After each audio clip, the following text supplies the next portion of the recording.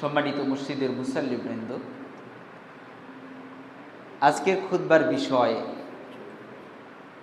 মসজিদ। যে মসজিদে অবস্থান করছি, খুতবার বিষয়ই এই মসজিদ কেন্দ্রিক। মনে রাখবেন, আল্লাহ রাব্বুল আলামিন আমাদেরকে অসংখ্য নিয়ামত দ্বারা আমাদেরকে আল্লাহ রাব্বুল আলামিন দুনিয়ায় বসবাসের ব্যবস্থাপনা করে দিয়েছে। এর মধ্যে সবচাইতে শ্রেষ্ঠ নিয়ামত হলো আল্লাহর ঘর মসজিদ। আল্লাহর ঘর মসজিদ, কেননা এই মসজিদে আসলেই বান্দা আল্লাহর নিকটবর্তী হয়। রাসূলুল্লাহ সাল্লাল্লাহু আলাইহি সাল্লামের ভাষায় বান্দা আল্লাহ তাআলার সবচাইতে নিকটবর্তী হয় সিজদার সময়। আর আমরা সিজদা করি কোথায়? মসজিদে এসে, তাই না? সিজদা করি কোথায়? মসজিদে এসে। তার মানে দুনিয়াতে আল্লাহ তাআলা আমাদেরকে যত নিয়ামত প্রদান করেছেন, তার মধ্যে শ্রেষ্ঠ একটি নিয়ামত হলো মসজিদ, আল্লাহর ঘর। কারণ মসজিদেরই আজানের ধ্বনি শুনলে আমাদের অন্তরকরণ প্রকম্পিত হয়, আমরা আল্লাহর ভয়ে নতজানু হয়ে আল্লাহর দিকে ছুটে আসি। এখানে আমাদের কোনো দুনিয়াবি স্বার্থ থাকে না, স্বার্থ থাকে শুধুমাত্র আল্লাহর জন্য, তাই না? এমনকি মসজিদই একমাত্র জায়গা যেখানে কোনো ভেদাভেদ থাকে না। রাজা কিংবা মিসকিন কিংবা ক্ষমতাসীন কিংবা দলীয় দল কিংবা বিরোধী দল, সবাই এক কাতারে যে জায়গায় এসে দাঁড়ায় আল্লাহর জন্য, সেই জায়গার নাম হলো মসজিদ। ঠিক কিনা? তো প্রিয় ভাই, কিন্তু দুঃখজনক হলেও সত্য যে আজকে দুনিয়াতে সবচাইতে উদ্বেগের জায়গা হয়ে গেছে মসজিদ। দুনিয়াতে সবচেয়ে উদ্বেগের জায়গা কোনটা হয়ে গেছে? মসজিদ। কারণ এই মসজিদকে কেন্দ্র করে এখন আমাদের দেশে সহ সারা বিশ্বে দেখা যায় বিভিন্ন আধিপত্যবাদ কিংবা বিভিন্ন ফিতনা সারা পৃথিবীতে বিরাজ করছে। কিভাবে? দেখেন, মুসলমানদের প্রথম কিবলা মসজিদ আল আকসা। আমাদের প্রথম কিবলা ছিল কোনটা? আল আকসা ছিল। এখন আমরা বাইতুল্লাহর দিকে অভিমুখী হয়ে সিজদা করি, তাই না? সালাত আদায় করি, তাই না? কিন্তু এক সময় আমরা বাইতুল্লাহর দিকে অভিমুখী হতাম না। আল্লাহ নবীও সালাত আদায় করেছেন এক সময় আল আকসার দিকে অভিমুখী হয়ে। তো প্রিয় ভাই, সেই আল আকসা এখন একটি রাজনৈতিক পটভূমির দখলে চলে গেছে। এখন আর মুসলমানরা সেখানে নিজের ইচ্ছায় গিয়ে সালাত আদায় করতে পারে না। পারে কি? পারে না। তার মানে আন্তর্জাতিক মহলেও মসজিদ এখন রাজনৈতিক জায়গা এবং রাজনৈতিক দখলে পরিণত হয়ে গিয়েছে। মসজিদগুলো এখন আধিপত্যবাদের দখলে চলে গেছে। আল্লাহর ঘর বাইতুল্লাহ, সেখানেও হজ করতে যাই, যেই কেবলার দিকে ফিরে আমরা সিজদা করি, যে কেবলার দিকে ফিরে নফল সালাত, সুন্নত সালাত, জানাজার সালাত, সব সালাত আদায় করি, সেই বাইতুল্লাহও হজ করার নামে অনেক লোক হজ এজেন্সির নামে সিন্ডিকেট করে কি করে না? করে কি করে না? আবার এক নম্বরই দুই নম্বরই আছে কি আছে না? আছে না? মানুষ যেন স্বচ্ছন্দে হজ করতে না যেতে পারে, এজন্য প্রতি বছর হজের এয়ারলাইন্সের টিকিটের দাম বাড়ানো হয় কি হয় না? বিভিন্ন নিয়ম নীতিতে মুসলমানদেরকে একেবারেই শিকলের মধ্যে, অজানা এক শিকলের মধ্যে বেঁধে রাখা হয়েছে কি হয়নি? হয়েছে। কারণ এর মূল কারণ হলো আল্লাহ রাব্বুল আলামিন মসজিদ কেন্দ্রিক যে উদ্দেশ্য আমাদেরকে দিয়েছেন, সেই উদ্দেশ্য সম্পর্কে আমরা অনেকেই গাফেল, জানি না। বিধায় সমাজে আল্লাহর ঘর মসজিদ নিয়েও রাজনীতি হয়, ব্যবসা হয়, কোন্দল হয়, মারামারি হয়, বিভেদ হয় নাকি হয় না? হয়। তাই আমরা জানার চেষ্টা করব মসজিদ কি শুধু মাত্র একটি ইমারত, নাকি এর সঙ্গে সম্পৃক্ত রয়েছে আরও নানাবিধ বিষয়। ইনশাআল্লাহ আল্লাহ রাব্বুল আলামিন কুরআনুল কারীমের ৭২ নম্বর সূরা জিনের ১৮ নম্বর আয়াতে আল্লাহ তাআলা স্পষ্ট জানিয়ে দিচ্ছেন, ওয়া আন্নাল মাসাজিদা লিল্লাহি, ওয়া আন্নাল মাসাজিদা লিল্লাহি। আল্লাহ তাআলা বলছেন মসজিদগুলো কেবলমাত্র আল্লাহর জন্য। কার জন্য? আল্লাহর জন্য। আল্লাহ রাব্বুল আলামিন কুরআনুল কারীমের এই আয়াতে স্পষ্ট জানিয়ে দিয়েছে মসজিদ কার এবং কার জন্য। আল্লাহ তাআলা স্পষ্টভাবে বললেন, ওয়া আন্নাল মাসাজিদা লিল্লাহি, মসজিদগুলো স্রেফ আল্লাহর জন্য। ফালা তাদু মাআল্লাহি আহাদা, তোমরা মসজিদে আল্লাহর সঙ্গে অন্য আর কাউকে ডেকো না। আল্লাহ ছাড়া কাউকে ডাকা যাবে না। আল্লাহ তাআলা স্পষ্ট নিষেধ করে দিলেন। প্রিয় ভাই, এই আয়াত আমাদেরকে মসজিদের চূড়ান্ত পরিচয় জানিয়ে দেয়। কি জানিয়ে দেয়? যে মসজিদ কোনো ব্যক্তির ব্যক্তিগত সম্পদ নয়, কোনো গোষ্ঠীর ব্যক্তিগত সম্পদ নয়, কিংবা কোনো দলের কোনো রাজনৈতিক মঞ্চ নয়। মসজিদ কার? আল্লাহ তাআলা বলছেন, ওয়া আন্নাল মাসাজিদা লিল্লাহ, মসজিদ স্রেফ একমাত্র আল্লাহর জন্য। ফালা তাদু মাআল্লাহি আহাদা, এখানে আল্লাহ ছাড়া কাউকে ডাকানো যাবে না। কোনো অপসংস্কৃতি কিংবা কোনো কিছুর জায়গায় এই মসজিদে দেওয়া যাবে না। কিন্তু আমরা এই কয়েকদিনে কিছু ঘটনা সারা বাংলাদেশের মানচিত্রেও দেখতে পেয়েছি। উদাহরণস্বরূপ গত 25শে মার্চ সাতক্ষীরার একটা নিউজ দেখলাম, যেখানে 70 বছরের একটা মসজিদ, 70 বছরের মসজিদ, এশিয়ান টিভি নিউজ করেছে। 70 বছর ধরে মানুষ সেখানে দান করেছে, টাকা দিয়েছে, তিলে তিলে একটা মসজিদ গঠন করেছে। সে মসজিদে যিনি জমি দান করেছে, তিনি মসজিদের মধ্যে তালা লাগাই দিছে যে এই মসজিদের জমি আমি দিছি, এই জমি আমি আর মসজিদে দিব না। বাংলাদেশের কথা, এটা ভারতের কথা না। বাংলাদেশের মতো 90% মুসলমানের দেশে, যে দেশে সবচাইতে বেশি তাফসির মাহফিল হয়, বাংলাদেশের মতো এত তাফসির মাহফিল পৃথিবীর আর কোনো দেশে হয় না।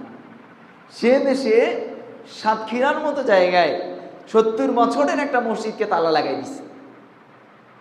শুধু তাই নয় ভাই, আমাদের দেশের যে মডেল মসজিদগুলো আছে, সেই মসজিদগুলো আজ আল্লাহর জন্য খাসসাতান হওয়ার জায়গায় সেটা বিভিন্ন আচার অনুষ্ঠানে আমাদের টিকটক আর ছবি তোলার জায়গা হয়ে গেছে।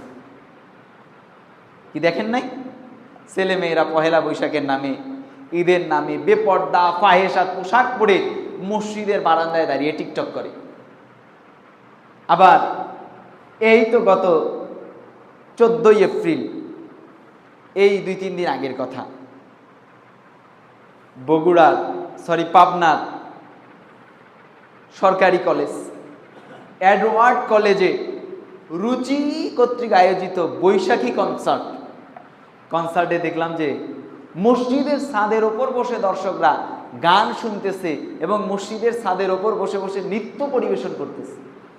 তাহলে আল্লাহ রাব্বুল আলামিন এখানে যে বললেন, ও আন্নাল মাসাজিদা লিল্লাহি, মসজিদগুলো স্রেফ আল্লাহর জন্য, ফালা তাদউ মাআল্লাহি আহাদা, এখানে আল্লাহ ছাড়া কাউকে ডাকা যাবে না। এই হকগুলো কি বাংলাদেশের মতো মুসলমান দেশেও এটা কি যথাযথভাবে আদায় হচ্ছে? কি হচ্ছে? আবার অনেক মসজিদে দেখবেন মসজিদের ভিতর কবর পর্যন্ত আছে, এবং সেখানে আল্লাহকে সিজদা দিয়ে আবার পিছন ফিরে বাবার কবরে গিয়েও সিজদা দেয়। আছে না নাই? আল্লাহর কাছে সিজদায় বলে সুবহানা রাব্বিয়াল আলা, বলার পর আবার বাবার কাছেও গিয়ে বলে যে বাবা, আমার তো সন্তান হয় না, বিয়ের আজ 20 বছর হয়েছে, তুমি তোমার ওসিলায় আমাকে একটা সন্তান দান করো। নাউজুবিল্লাহ। বলেন, কোনো বাবার ক্ষমতা আছে কোন বন্ধত্বকে সন্তান প্রদান করার। আল্লাহ রাব্বুল আলামিন বলছেন, আমি আল্লাহ যাকে ইচ্ছা সন্তান প্রদান করি, ছেলে সন্তান, যাকে ইচ্ছা মেয়ে সন্তান, যাকে ইচ্ছা উভয়ই দান করি, আবার যাকে ইচ্ছা কোনোটাই দান করি না। কিন্তু আজকে বাংলাদেশে শুধু সন্তান না, নির্বাচনের সময় দেখা যায় যে অনেক নেতারাও মাজারে গিয়ে বলে যে বাবা আপনার কাছে আমি চাই এবার যেন আমি নির্বাচনে জিততে পারি। কিন্তু আল্লাহ রাব্বুল আলামিন এই আয়াতে বললেন যে ও আন্নাল মাসাজিদা লিল্লাহ, মসজিদগুলো স্রেফ আল্লাহর জন্য, এখানে ডাকলে আল্লাহকে ডাকবা, ফালা তাদু মা আল্লাহি আহাদা, আল্লাহ ছাড়া কাউকে ডাকা যাবে না। তাহলে মসজিদ কার? মসজিদ কার? মসজিদ স্রেফ আল্লাহর। যখনই মসজিদ কোনো ব্যক্তির হবে, মসজিদ যখন কোনো গোষ্ঠীর হবে, মসজিদ যখন কোনো রাজনৈতিক দলের হবে, তখন এই মসজিদে আপনি যদি ইবাদত করেন আপনার ইবাদত কবুল হবে না। আজকে বাংলাদেশের জাতীয় মসজিদগুলো সহ সারা পৃথিবীতে যত জাতীয় মসজিদ আছে, যে মসজিদগুলোকে স্ব স্ব দেশের সরকাররা চালায়, সেই মসজিদগুলোতে দেখা যায় খুতবা, বয়ান, আলোচনা দেখা যায় যেই দেশের নীতি রয়েছে সেই নীতির উপরে চলে, কোরআন এবং হাদিসের আলোকে হয় না। যেমন কোরআন হাদিসে কি মিলাদুন নবী বলে কোনো কিছু আছে? কে আছে? নাই। কিন্তু দেখবেন যে দেশের যত জাতীয় মসজিদ আছে সবগুলোতে মিলাদ চলে কি চলে না? ওনারা কি আমাদের চেয়ে কম জানে না বেশি জানে? বেশি জানে। কিন্তু এরপরেও সিস্টেমের কাছে বিক্রি কেন?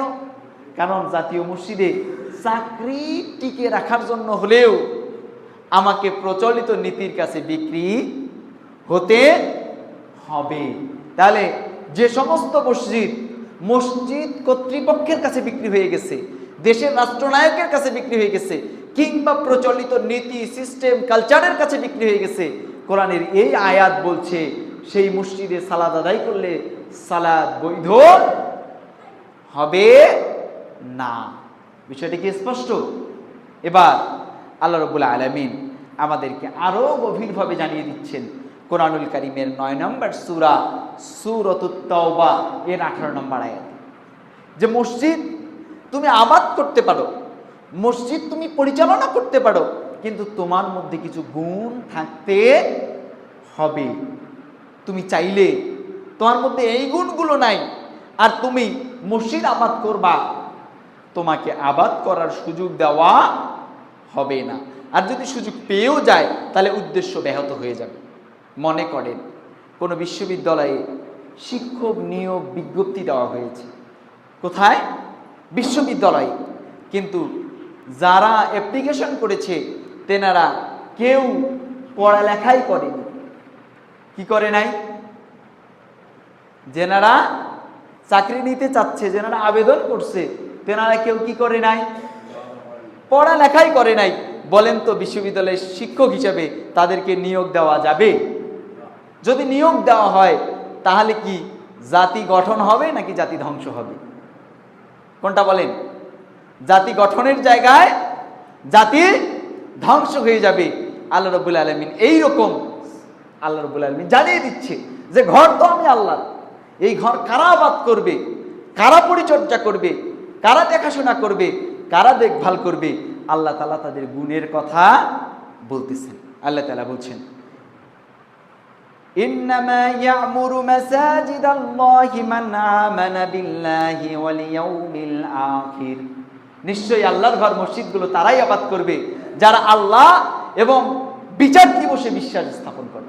কিসের উপর বিশ্বাস স্থাপন করে? আল্লাহ এবং বিচার দিবসের উপর বিশ্বাস স্থাপন করে। অর্থাৎ যাদের ঈমান নেই তারা আল্লাহর ঘর আবাদ করার সক্ষমতা রাখে না। মনে করেন আপনার এই এলাকায় একজন বিশাল বড় ডিসি সাহেব বসবাস করেন, কিন্তু উনি ধর্মের দিক থেকে হিন্দু। ধর্মের দিক থেকে কি? হিন্দু। কিন্তু ওনাকে যদি মসজিদ কমিটিতে রাখা যায়, হিন্দু সাহেবের টাকায় মসজিদের বেশ ভালোই উন্নয়ন করা সম্ভব। কিন্তু তাকে কি কমিটিতে রাখা যাবে? তাকে কি পরিচালনা পর্ষদে রাখা যাবে? কেন রাখা যাবে না? কারণ আল্লাহ তাআলা এখানে শর্ত দিয়েছেন যে প্রথম শর্ত হলো তার মধ্যে আল্লাহর প্রতি ঈমান থাকতে হবে, আখিরাতের প্রতি ঈমান থাকতে হবে। যদি কোনো ব্যক্তি ঈমানদার না হয়, মুশরিক হয়, হিন্দু বাদ দিলাম, বিশাল বড় দাড়িওয়ালা, টুপিওয়ালা, কিন্তু সে মাজারে গিয়ে সিজদা দেয়। সে কোথায় গিয়ে সিজদা দেয়? মাজারে গিয়ে সিজদা দেয়। সে মনে করে আল্লাহ তাআলা তো ভালো মন্দের মালিক, তো মালিক, মাজারের বাবাও ভালো মন্দের মালিক। বলেন তো সে কি মসজিদের দায়িত্বশীল হতে পারবে? পারবে না। কারণ আল্লাহ তাআলা বলেই দিয়েছেন যে প্রথম গুণ হতে হবে মান আমানা বিল্লাহি, আল্লাহর প্রতি তার ঈমান থাকতে হবে। কার প্রতি ঈমান থাকতে হবে? আল্লাহর প্রতি। 2 নম্বর ওয়াল ইয়াউমিল আখির, বিচার দিবসের প্রতি। কিসের প্রতি? বিচার দিবসের প্রতি। এখানে আল্লাহ রাব্বুল আলামিনের এই কথা বলার পিছনে কারণ রয়েছে। বাংলাদেশে প্রায় 14% মানুষ আছে যারা নাস্তিক, যারা অ্যাগনোস্টিক, যারা মনে করে আমাদের সৃষ্টির পিছনে কোনো উদ্দেশ্য নাই, যারা মনে করে যে আল্লাহ রাব্বুল আলামিন আমাদেরকে এমনি সৃষ্টি করেছেন, আমরা কোনো একদিন মারা যাব, মারা যাওয়ার পরেই আমাদের শেষ, আমাদের আর কোনো বিচার হবে না। এই রকম যারা বিশ্বাসী তারা আবার অনেকেই বড় বড় বিশ্ববিদ্যালয়ের প্রফেসরও। এখন ওই প্রফেসর সাহেব আপনার এলাকায় বসবাস করেন, আপনার এলাকায় থাকেন, আপনি তাকে ধরে নিয়ে এসে ওই নাস্তিক ব্যাটারে মসজিদ কমিটির দায়িত্ব দিয়ে দিচ্ছেন। বলেন দায়িত্ব দেওয়া যাবে কি যাবে? কারণ সে তো আখিরাতে বিশ্বাস করে না। আল্লাহ তাআলা এই জন্য বলছেন যে মসজিদ কমিটিতে যারা আসবে, মসজিদ যারা পরিচালনা করবে, তাদের প্রথম গুণ হচ্ছে মান আমানা বিল্লাহি ওয়াল ইয়াউমিল আখির। তাদের আল্লাহর প্রতি এবং বিচার দিবসের প্রতি কি থাকতে হবে? ঈমান থাকতে হবে। 2 নম্বর গুণ হিসেবে আল্লাহ রাব্বুল আলামিন তাদের গুণ বলছেন ওয়া আকামাস সালাত, তারা তাদের জীবনে সালাত প্রতিষ্ঠা করবে। মসজিদের বিশাল বড় দায়িত্বশীল, দান করে কিন্তু নামাজে আসে না। নামাজে কি আসে না? এমন আপনাদের অঞ্চলে মনে হয় নাই, কিন্তু আমি বাংলাদেশে অনেক জায়গায় দেখেছি যে নামাজ পড়ে না। নামাজ কয় রাকাত সারাদিনে ফরজ, কয় ওয়াক্ত ফরজ, 5 ওয়াক্তর নাম কি বলতেও পারে না সঠিকভাবে। উনি মসজিদের কমিটির উপদেষ্টা পরিষদের প্রধান। কমিটির কি? উপদেষ্টা পরিষদের প্রধান। বিসমিল্লাহির রহমানির রহিম বক্তব্য দেওয়ার সময় বলে শুরু করে, এই বিসমিল্লাহির রহমানির রহিমও তার শুদ্ধ নাই। আবার সালাম দিয়ে যে বক্তব্য শুরু করবে আসসালামু আলাইকুম, এই আসসালামু আলাইকুমও বলতে পারে না, বলে সালাম আলাইকুম বা বলে সালকুম। কি বলে? সালকুম। কিন্তু সালামটাও দিতে পারে না। উনি কি হয়ে গেছেন? মসজিদ পরিচালনা কমিটির প্রধান উপদেষ্টা। আল্লাহ রাব্বুল আলামিন বলছেন না, ঘর আমার, কাকে দায়িত্ব দিব, তার গুণ কি, তার ক্রাইটেরিয়া কি, আমি কোরআনে 1450 বছর আগে বলে দিছি। এটা যদি খেয়ানত করো তাহলে ওই ঘর তোমার অবকাঠামোগতভাবে দেখতে মসজিদের মতো হতে পারে, বাট ওইটা মসজিদ নয়। এটা কি নয়? মসজিদ নয়। কারণ ঘর যদি আমার হয় তাহলে খবরদারিত্ব কার চলবে? আমার চলবে। ঘর আমার, তাহলে খবরদারিত্ব কার? আমার চলবে। তাহলে ঘর কার? আল্লাহর। খবরদারিত্ব কার চলবে? আল্লাহরই চলবে। তাই আল্লাহ তাআলা 2 নম্বর গুণ বলছেন ওয়া আকামাস সালাহ, এরা অবশ্যই সালাত প্রতিষ্ঠাকারী হবে। শুধুমাত্র সালাত নিজে পড়বে এমনটা না, তার পরিবারে সালাত প্রতিষ্ঠা করবে, তার সন্তানদের মধ্যে সালাত প্রতিষ্ঠা করবে। সে মসজিদের দায়িত্বে গেলে সে পুরো এলাকার মধ্যে সালাত প্রতিষ্ঠার সর্বাত্মক চেষ্টা করবে। প্রিয় ভাই, যেহেতু মসজিদ কমিটি নতুন করে গঠন করার আপনাদের একটি প্রয়াস বা পরিকল্পনা আজকে রয়েছে, আমি বলবো যারা আগামী দিন মসজিদ কমিটির দায়িত্ব পাবেন, তাদের প্রথম দায়িত্ব মসজিদের ছাদ কমপ্লিট করা নয়। তাদের প্রথম দায়িত্ব মসজিদে এসি লাগানো নয়, মসজিদে ফ্যান লাগানো নয়। তাদের প্রথম দায়িত্ব এই এলাকার শতভাগ মুসল্লিদেরকে বা মুসলিমদেরকে, যারা নামধারী মুসলিম কিংবা মুসলমান বলে দাবি করে, তাদেরকে মসজিদ অভিমুখী করা। কারণ আল্লাহ তাআলা আপনাদের 2 নম্বর দায়িত্ব দিয়েছেন ওয়া আকামাস সালাহ, তারা সালাত প্রতিষ্ঠা করবে। কি করবে? সালাত কি করবে? প্রতিষ্ঠা করবে। কিভাবে প্রতিষ্ঠা করবেন? প্রয়োজনে মসজিদ কমিটি ঘোষণা দিবে আমাদের এই মসজিদে 200 জন মুসাল্লি, এই 200 মুসাল্লির মধ্যে কোনো ব্যক্তি যদি 5 ওয়াক্ত সালাত আদায় না করে আর সে যদি মারা যায়, তাহলে এই মসজিদের ইমাম সাহেব, মুয়াজ্জিন সাহেব, খাদেম সাহেব তার জানাজায় যাবে না। এবং আমরা এই মসজিদের কোন মুসাল্লি তার জানাজায় যাব না, যাব না, যাব না। কেন? কারণ এই অভিব্যক্তি, এই ঘোষণা স্বয়ং মুহাম্মদে আরবিয়া সাল্লাল্লাহু আলাইহি সাল্লামের। মুহাম্মদ সাল্লাল্লাহু আলাইহি সাল্লাম স্পষ্ট জানিয়ে দিয়েছেন যে সালাত আদায় করে না, তার কবর মুসলমানের গোরস্থানে হবে না, তার বিয়ে মুসলমানের সন্তানের সঙ্গে হবে না, তার জানাজা হবে না, তার গোসল হবে না। শুধু তাই নয়, ওই পিতা, যে পিতা মারা গিয়েছে, তার সন্তান যদি পৃথিবীর শ্রেষ্ঠ বিদ্যাপীঠ মদিনা বিশ্ববিদ্যালয় থেকে পড়ালেখা করে আসলেও তার সন্তান তার জন্য দোয়া করতে পারবে না। কারণ এই নিষেধাজ্ঞা কে দিয়েছেন? আল্লাহ তাআলা দিয়েছেন। তাহলে মসজিদ কমিটির প্রথম দায়িত্ব ওয়া আকামাস সালাহ, সালাত প্রতিষ্ঠা করা। সালাত কি করা? প্রতিষ্ঠা করা। 2 নম্বর দায়িত্ব হচ্ছে ওয়া আতাজ যাকাতা, যাকাত প্রদান করা। কি করা? যাকাত কি করা? প্রদান করা। এটা তার দায়িত্ব।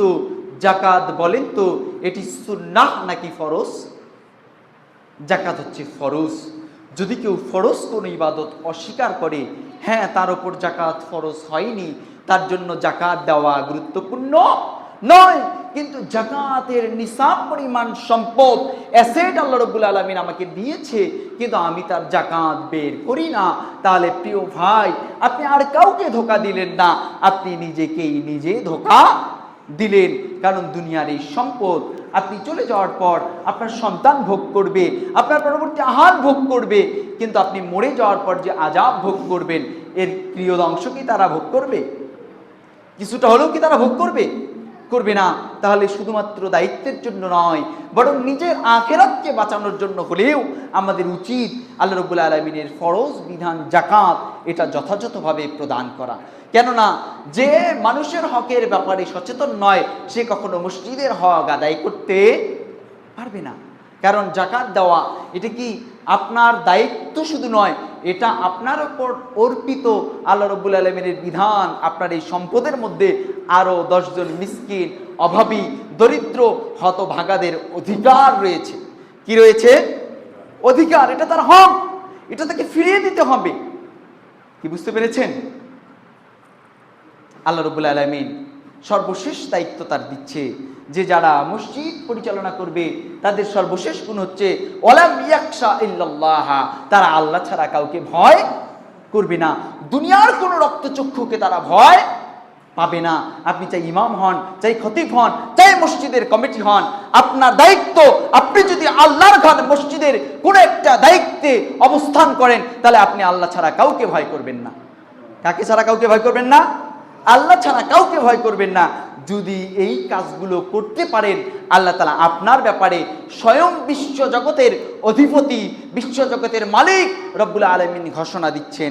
আল্লাহ তাআলা বলছেন ফাআসা উলাইকা আইয়াকুনু মিনাল মুহতাদিন।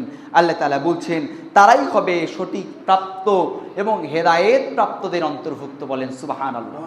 আর যারা জীবনে হেদায়েত পেয়ে গেছে তাদের গন্তব্য কি? জান্নাত ছাড়া আর কি অন্য কিছু হতে পারে? কি হতে পারে? তার মানে প্রিয় ভাই, মসজিদ কমিটির দায়িত্ব পাওয়া কিংবা মসজিদ কমিটির দায়িত্ব নেওয়া এটা কঠিন কিছু নয়, বরং এটা জান্নাতে যাওয়ার একটি পথ। এটা কোথায় যাওয়ার একটি পথ?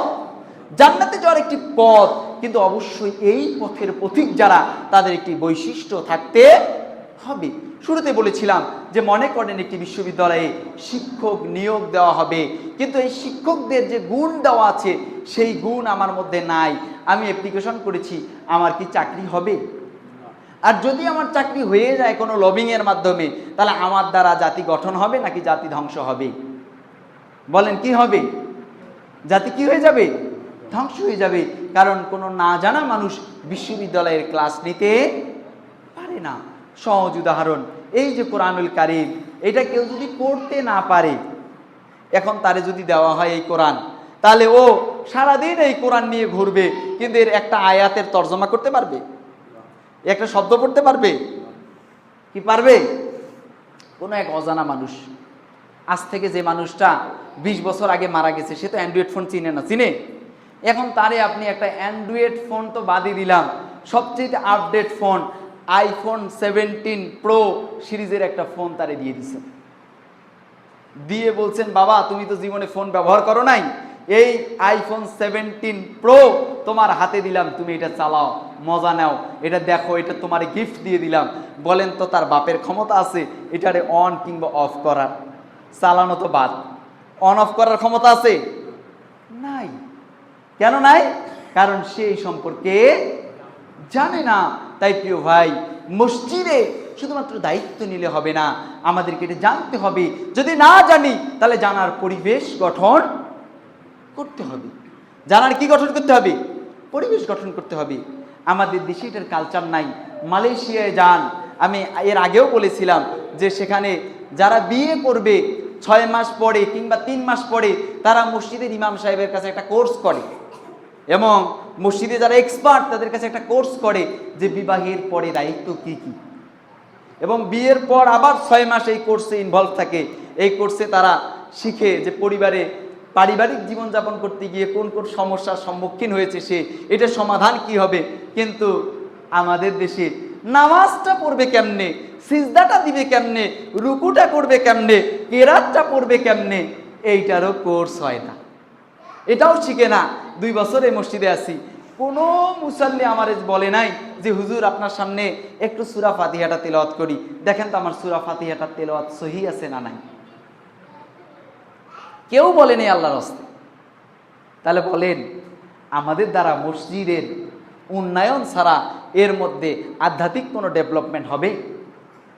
প্রিয় ভাই, তাই বলি যে মসজিদ শুধুমাত্র এই 1 তালা থেকে 2 তালা করলাম, 2 তালা থেকে 3 তালা করলাম, 3 তালা থেকে 4 তালা করলাম, 4 তালা থেকে 5 তালা করলাম, এতে কোনো বেনিফিট আছে? যদি বেনিফিট থাকতো তাহলে বলেন তো পৃথিবীতে সবচাইতে বড় ক্ষমতাসীন দুজন খলিফা ছিল মুসলিমদের, দুজনের নাম বলতে পারবেন? আমি বলছি 2 ওমর। কয় ওমর? কয় ওমর? এক ওমর হচ্ছে ওমর ইবনে খাত্তাব, আর এক ওমর হচ্ছে ওমর ইবনে আব্দুল আজিজ।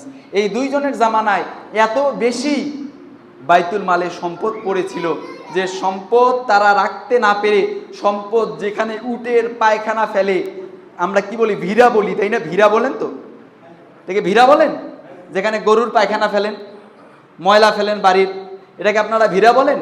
তো এইরকম তাদের উটের পায়খানা ফেলার কিংবা বাড়ির ময়লা ফেলার যে ভিড়া ছিল, এই ভিড়ার মধ্যে গিয়ে জাকাতের মাল ফেলে দিছিল। নেওয়ার কেউ নাই, নেওয়ার কেউ নাই। কিন্তু এই জামানায়ও তারা মসজিদকে খেজুর পাতার জায়গায় ইট দিয়ে বানায়নি। বলবেন ইট ছিল না? কে বলছে ইট ছিল না? পিরামিড আগে তৈরি হয়েছে নাকি হয় নাই? পিরামিড কত বছর আগে তৈরি হয়েছে মিশরে? আল্লাহ নবী আসারও 2000 বছর আগে। কওমে লুত, কওমে সামুদের ব্যাপারে আল্লাহ তাআলা কি বলেছেন? যে তারা বিশাল বিশাল পাহাড় কেটে সেখানে পাথর দ্বারা গৃহ নির্মাণ করত, বলে নাই?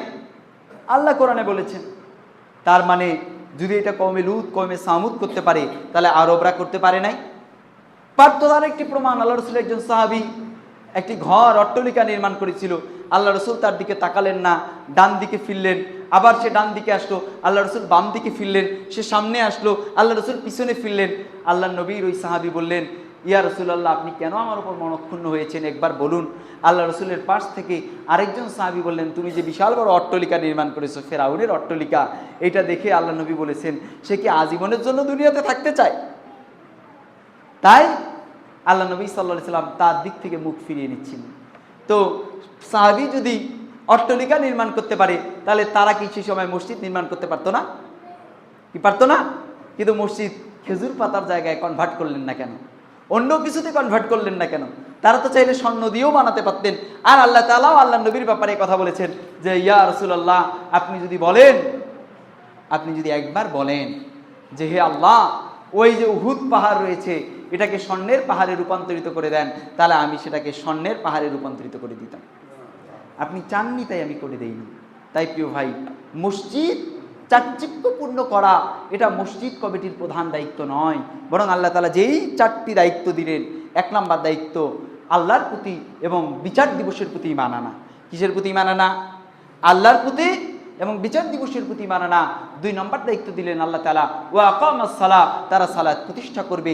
3 নম্বর দায়িত্ব হলো আল্লাহ রাব্বুল আলামিন তাদের ব্যাপারে দায়িত্ব দিলেন ওয়া আতাজ যাকাতা, তারা যাকাত প্রদান করবে।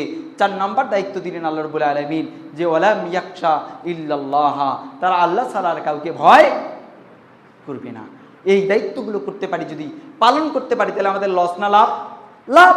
কারণ আল্লাহ তাআলা বলেছেন, কি বলেছেন? ফাআসা উলাইকা ইয়াকুনু মিনাল মুহতাদিন, তারাই হলো হেদায়েত প্রাপ্তদের অন্তর্ভুক্ত, নাজাত প্রাপ্তদের অন্তর্ভুক্ত, এরাই জান্নাতের পথিক। কারণ যারা হেদায়েত পায় তাদের গন্তব্য জান্নাত ছাড়া অন্য কিছু হতে পারে না। প্রিয় ভাই, এখন দায়িত্ব পেয়ে গেলাম, মসজিদ কমিটি হয়ে গেল, আমার এরপরে দায়িত্ব কি? আল্লাহ রাব্বুল আলামিন সেটাও কোরআনুল কারীমের মধ্যে সূরা আল বাকারা 2 নম্বর সূরার 114 নম্বর আয়াতে বলছেন। কত নম্বর আয়াত? 114 নম্বর আয়াত। আল্লাহ রাব্বুল আলামিন বলছেন, ওমান আজলামু মিম্মান মানাআ মাসাজিদা লিল্লাহি আইয়াজকর। আল্লাহ তাআলা বলছেন, তার চাইতে বড় জালিম কে হতে পারে যে আল্লাহর ঘর মসজিদে আল্লাহর নাম নিতে বাধা প্রদান করে। কি করতে বাধা প্রদান করে? আল্লাহর নাম নিতে বাধা প্রদান করে। এখানে আল্লাহ রাব্বুল আলামিন কঠোরভাবে সতর্ক করলেন। কি সতর্ক করলেন? আল্লাহ তাআলা জানিয়ে দিলেন সবচাইতে বড় জালিমকে। সবচাইতে বড় জালিমকে আল্লাহ তাআলা এখানে সবচাইতে বড় জালিমের গুণ বলতে গিয়ে বললেন, যারা আল্লাহর ঘরে আল্লাহর নাম নিতে বাধা প্রদান করে। এখন কথা হলো যে আল্লাহ রাব্বুল আলামিন কোরআনুল কারীমে এই কোরআনের মধ্যে কি কোনো অপরাধের কথা বলেননি? আল্লাহ রাব্বুল আলামিন অসংখ্য অপরাধের কথা বলেছেন, কিন্তু কোনো অপরাধের ক্ষেত্রে আল্লাহ রাব্বুল আলামিন বলেননি যে সবচাইতে বড় জালিমকে। এই কথা বলেননি। কি এই কথা বলেননি? আল্লাহ রাব্বুল আলামিন শুধুমাত্র মসজিদে আল্লাহর নাম নিতে, আল্লাহর ইবাদত করতে, আল্লাহর দ্বীনের কথা বলতে বাধা দেওয়াকে আল্লাহ রাব্বুল আলামিন সবচেয়ে বড় জুলুম বলেছেন। আল্লাহ রাব্বুল আলামিন এ কারণেই বলেছেন, কারণ প্রিয় ভাই, আজকে যখন আমরা কোনো মসজিদের দিকে তাকাই, এটা বাংলাদেশের প্রত্যেকটা মসজিদের আজকে চিত্র, কমন চিত্র। যখন কোনো মসজিদে আমরা যাই তখন দেখা যায় বিশেষ করে হাজার হাজার মসজিদ, শহরের মধ্যে যে মসজিদগুলো, সে মসজিদগুলোতে বিদ্বেষ চলে। বিদ্বেষ, এক দলের প্রতি আরেক দলের বিদ্বেষ। কোন দল? আগের কমিটিতে যারা ছিল তাদের প্রতি নতুন কমিটির বিদ্বেষ, আর নতুন কমিটিতে যারা আছে তাদের আগের কমিটির প্রতি বিদ্বেষ। এইটা এখন গ্রামের মধ্যেও ঢুকে গেছে। গেছে কি যায়নি? এ রে দোষ দেয়, ও রে দোষ দেয়। ভাই, আপনি আল্লাহর ঘরের দায়িত্ব পাইছেন, আপনি কাউকে মসজিদে আসতে বাধা দেওয়ার ক্ষমতা রাখেন না। সামান্য কিছু হলেই তুমি মসজিদে আসবা না, মসজিদে আসার দরকার নাই, এমন কথা হয় কি হয় না? আমি দেখেছি গত কয়েকদিন আগে সিলেটে এক মসজিদে আমিন বলছে, এই অপরাধে ছেলেকে পিটাইছে ধরে মসজিদ কমিটির লোকেরা। সালাতের অফুলি আদান করছে, এই জন্য ইমাম সাহেব সমস্ত মুসাল্লিদের সামনে দাঁড় করিয়ে রেখে তাকে ক্ষমা চাওয়াইছে। বলছে অফুলি আদান কেন এই মসজিদে করছে? এটা হানাফি মসজিদ। এবং বাংলাদেশে আপনি যদি দক্ষিণ অঞ্চলে যান, অনেক মসজিদে লেখা আছে এই মসজিদে আহলে হাদিসরা ঢুকতে পারবে না। কিন্তু আমরা আমাদের মসজিদগুলোতে এরকম পরিবেশ বানাবো না। কোনো মসজিদ হানাফি আহলে হাদিসের জন্য? আপনি দেখেন উদারতা কাকে বলে। সৌদি আরব বাইতুল্লাহর দায়িত্ব তারা পেয়েছে কি পায়নি? শিয়ারা মুসলিম না কাফের? আকীদাগত দিক থেকে শিয়ারা কি? কাফের। শিয়ারা কি? কাফের। কারণ তারা সাহাবীদেরকে কাফের মনে করে, তারা মনে করে আল্লাহ তাআলা ভুল করে, তারা মনে করে আল্লাহ নবী নবী নয়। বলেন এই আকীদাগুলো কি মুসলমানের আকীদা হতে পারে? কিন্তু সৌদি আরব শিয়াদের হজ করার পারমিটকে বাতিল করে নাই? করছে? করেনি। এ ব্যাপারে একজন আরব শায়েখকে আমি গত কয়েকদিন আগে জিজ্ঞাসা করেছিলাম যে শায়েখ, এ ব্যাপারে আপনারা কেন এখন পর্যন্ত মুখ খুলছেন না? তেনারা বলছেন মুসলিম উম্মার বৃহত্তর স্বার্থের জন্য আমরা তাদের হজ ভিসাকে বাতিল করি। কিসের জন্য? মুসলিম উম্মার বৃহত্তর স্বার্থের জন্য। কিন্তু আমাদের এই অঞ্চলে দেখা যায় আমাদের ব্যক্তিগত স্বার্থের কারণে মসজিদ ভেঙে খান খান হয়ে যায়। এক মসজিদ ভেঙে 10 মসজিদ হয়, এরপরে আমাদের হুঁশ ফিরে না। কি কথাগুলো কি খারাপ লাগছে প্রিয় ভাই? কি খারাপ লাগছে? আমি কি আমার থেকে বললাম, আমার কথা বললাম? আল্লাহর কোরআনের কথা। আল্লাহ তাআলা কোরআনুল কারীমের 2 নম্বর সূরা বাকারার 114 নম্বর আয়াতে বলছে, আল্লাহ বলছেন ওমান আজলামু, সে জালিম। আল্লাহ কি বলছেন? সে জালিম। এবং আল্লাহ তাআলা বলেছেন তার যদি বড় কোনো জালিম নাই। তাই আমরা এই দিকগুলো থেকে নিজেকে ফিরিয়ে নিয়ে আসব। প্রিয় ভাই, আল্লাহ রাব্বুল আলামিন এরপরে মসজিদ তৈরির জন্য আরও কিছু ক্রাইটেরিয়ার কথাও বলেছেন। পবিত্র কোরআনুল কারীমের 9 নম্বর সূরাতুত তাওবা, এই সূরার 107 নম্বর আয়াতে আল্লাহ তাআলা স্পষ্ট জানিয়ে দিয়েছেন যে ওয়াল্লাযীনা ইত্তাখাযু মাসাজিদান দিরারাও ওয়া কুফরাও ওয়া তাফরিকিন বাইনাল মুমিনিনা, মসজিদ বানাইছো কিন্তু মসজিদের মধ্যে এই 3 উদ্দেশ্য থাকা যাবে না। কয় উদ্দেশ্য? কয়টা উদ্দেশ্য? 3টা উদ্দেশ্য। 1 নাম্বার হলো মাসাজিদান দিরারাও, মানুষের ক্ষতি করার জন্য মসজিদ করা যাবে না। কোনো মুসলিমকে ক্ষতিগ্রস্ত করার জন্য আপনি মসজিদ করতে পারেন না। আপনি আলাদা মসজিদ বানাই ফেলছেন মুসলমানদের মধ্যে বিভেদ তৈরি করার জন্য, তাহলে আপনি এই মসজিদে সালাত আদায় করলে আপনি কোনো সওয়াব পাবেন না, বরং নেকি থেকে বঞ্চিত হবেন। এ ঘোষণা কে দিয়েছে? এটাকে আমি আজকে আমার মতো করে বানাই বললাম, নাকি এই কোরআনের এই আয়াত 1450 বছর আগ থেকে আছে? 1450 বছর আগ থেকে আছে। 2 নম্বর আল্লাহ তাআলা বলছেন মসজিদে কুফরিও করা যাবে না। কুফরি মানে কি? কুফরি মানে আল্লাহর দ্বীনের বিধান, আল্লাহ যা বলছে এইটাকে আমি পরিবর্তন করা মানে কুফরি করা। কি করা? পরিবর্তন মানে করা, মানে কি? কুফরি করা। প্রিয় ভাই, আল্লাহর দ্বীনের কোনো বিধানকে পরিবর্তন করার ইখতিয়ার আমাদের কারো নাই। কারণ এই দিন কার? বলেন তো, দিন কার? জমিন কার? ঘর কার?